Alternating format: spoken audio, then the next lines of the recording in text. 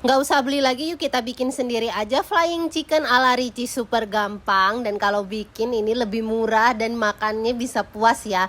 Ini bisa banget buat makan sekeluarga, liatin matang sampai dalam walaupun tanpa diungkep.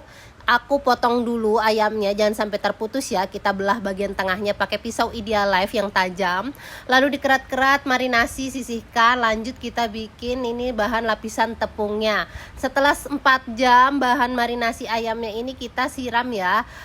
Lanjut dibalurin ke semua permukaan ayam. Lalu kalau udah rata, terus kita panaskan minyak ya. Siapkan kompor Idealife tipe IL201A. Panaskan minyak, aku pakai casserole granit set cookware Idealife tipe IL22B. Dia anti lengket, dia seperangkat sama wokpan dan juga fry pan ya. Digoreng di minyak panas dengan api sedang. Kalau udah kecoklatan, terus kita balik pelan-pelan ya, biar dia nggak patah.